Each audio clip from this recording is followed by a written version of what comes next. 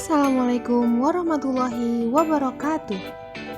Apa kabar anak-anakku yang soleh dan solehah?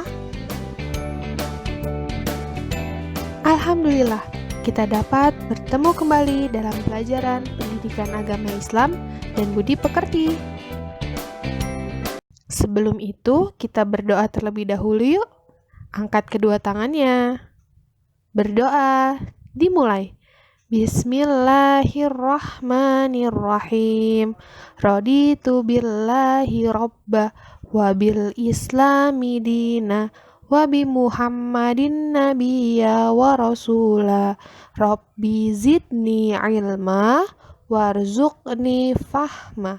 Amin. Minggu yang lalu kita telah mengenal malaikat Allah dan tugasnya. Hari ini kita akan belajar tentang menerima keberadaan malaikat Allah. Bagaimana Bu Tias cara kita meyakini bahwa adanya malaikat? Mari kita bahas bersama-sama. Pertama, malaikat Jibril. Tugasnya menyampaikan wahyu. Cara kita mempercayai adanya malaikat Jibril dengan rajin membaca dan menghafal Al-Quran. Karena Al-Quran adalah wahyu yang diturunkan kepada Nabi Muhammad Sallallahu Alaihi Wasallam melalui malaikat Jibril. Selanjutnya ada malaikat Mikail. Cara kita mempercayai adanya malaikat Mikail dengan selalu bersyukur atas segala nikmat yang Allah berikan. Karena malaikat Mikail bertugas menyampaikan rezeki kepada makhluk di bumi. Ketiga, malaikat Israfil. Malaikat Israfil bertugas meniup sangkakala. Cara kita mempercayai adanya malaikat Israfil dengan selalu mengingat bahwa adanya hari kiamat atau hari akhir. Karena rukun iman yang kelima adalah percaya hari akhir atau hari kiamat. Yang keempat, malaikat Israel. Cara kita mempercayai adanya malaikat Israel adalah dengan selalu mengingat bahwa kematian itu pasti. Karena malaikat Israel bertugas mencabut nyawa. Seperti firman Allah Subhanahu wa taala dalam Al-Qur'an surat Al-Imran ayat 185 yang artinya setiap yang bernyawa itu akan merasakan kematian. Selanjutnya adalah malaikat Munkar dan malaikat Nakir. Kedua malaikat ini bertugas menanya di dalam kubur.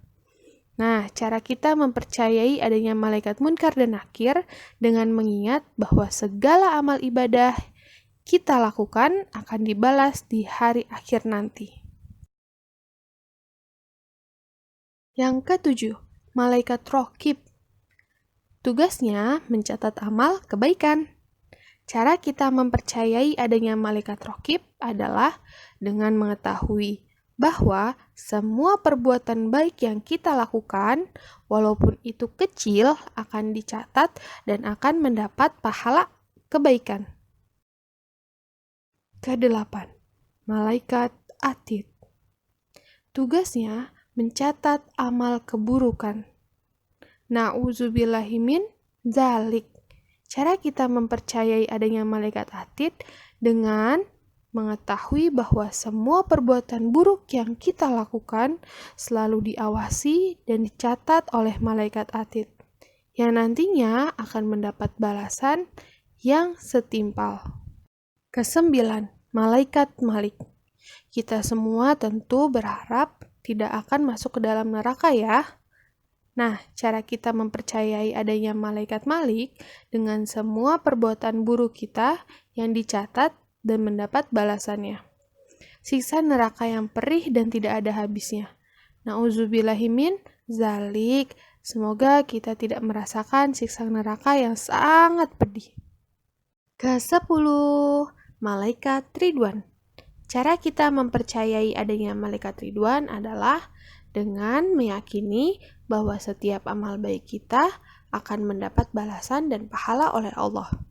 Insya Allah, kita semua dapat merasakan nikmatnya syurga. Amin. Perilaku yang mencerminkan keimanan kepada malaikat Allah ialah patuh terhadap orang tua. Nah, sebelum berangkat ke sekolah, hendaknya kita meminta izin dan doa kepada orang tua.